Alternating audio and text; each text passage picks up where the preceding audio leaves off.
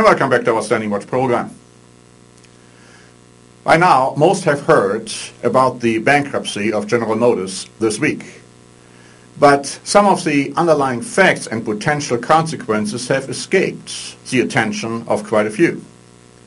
Let me first of all read to you from an article in the Wall Street Journal, dated June the 2nd. General Motors Corporation became the second largest industrial bankruptcy in history Monday as it filed its landmark case. The government-orchestrated shrinkage will cost taxpayers $30 billion on top of $20 billion in U.S. funds already put into the company. In exchange, the U.S. will own 60% of the new GM. In all, the rescue of the car industry could cost taxpayers close to $100 billion. But did you notice the very interesting statement that it is going to be the U.S. government which will actually own GM, which has, in effect, nationalized GM? And that's something which many observers didn't like. Specifically, the German papers are very, very upset about this. And of course, Germans do recall what Adolf Hitler's first move was when he became chancellor in 1933. He nationalized the banks, took over the car industry, built the very famous Beetle or Volkswagen for the people, also built the Autobahnen, the highways, of course all with ulterior motives. Here is the reaction of the German press to this move by President Obama. Der Spiegel Online reported on June 2 that if the planned restructuring of the automaker fails, Mr. Obama's economic policy will lie in ruins.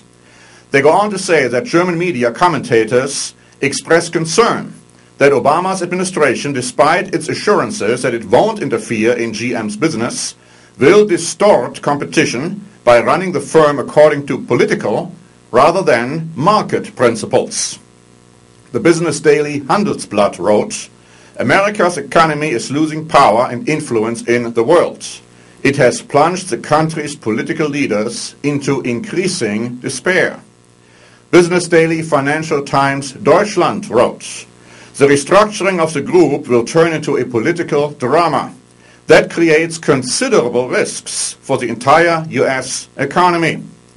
Center-left Süddeutsche Zeitung wrote, "In the nationalized General Motors, serious conflicts of interest are unavoidable." The conservative Frankfurter Allgemeine Zeitung wrote, "The insolvency of General Motors is a historic moment for America." June 1 also marks the day on which Barack Obama rewrote the rules of American capitalism. It's an alarming development. The government's insistence that it's a reluctant shareholder which will play a largely passive role in General Motors doesn't seem very credible. That's already clear from the list of principles it has compiled for its handling of future stakes in private companies. The government says it will give companies leeway, but at the same time cited a number of cases in which it would intervene in corporate management. In fact, Barack Obama has shown in the case of General Motors and Chrysler that he is prepared to play a very active role. He dictated very unattractive debt reduction terms for creditors and then labeled them as speculators. Who is going to lend a government-owned company money in the future if they are treated like that? General Motors mustn't become a pawn of American political forces. Barack Obama's actions so far do not inspire much hope. Now, these are strong words. And some may say, yeah, but what's wrong with it? Because after all, the car industry and the banks, they have done such a miserable job that now it's up to the government to intervene and do something about it. Well, the problem is the government hasn't done such a much greater and better job either. As I pointed out in my last program on the lie of economic recovery, the government has obligations now in the neighborhood of $63 trillion. Somebody wrote me that's half of all the money available in the world. Now that doesn't sound like sound financial actions to me. Let me point out to you what CNN reported today, June the 5th. In a speech introducing Michael Reagan, the son of former President Ronald Reagan, to an audience in Anchorage, Alaska, Governor Palin warns that the government is planning to bail out debt-ridden states so that it can get in there and control the people. That's a valid concern. Hitler did just that. He got in power, he nationalized banks and other institutions, and then he controlled the people. Recently, a cartoon was published. I don't know whether you have seen it. It portrays Mr. Obama as the famous pipe or rat catcher over there in the German city of Hamelin. He was playing the flute and he got rats out of the city and they drowned, and then the people of the city did not want to pay him the reward, and then he became upset and he used his flute again, and then all the children followed him and drowned in the sea, or at least were never seen again.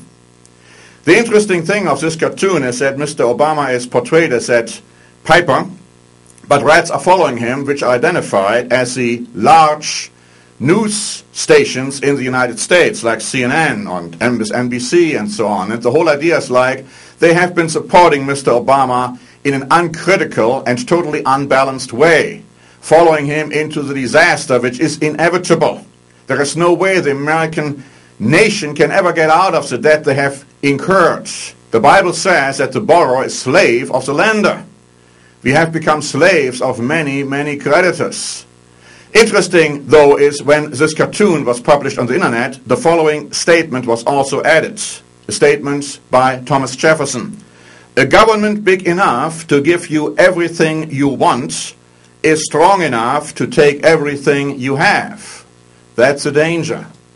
Thinking in terms of nationalizing institutions is very, very dangerous in the long run, because suddenly you have an all-powerful government which can dictate to you, the American people, what they want you to do, what they want you to think.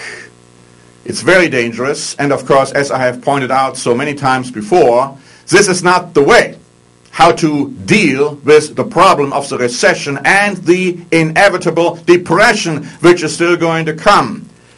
Governmental promises notwithstanding, when Mr. Geithner recently said in China that Chinese investments are safe in the United States, they laughed him to scorn.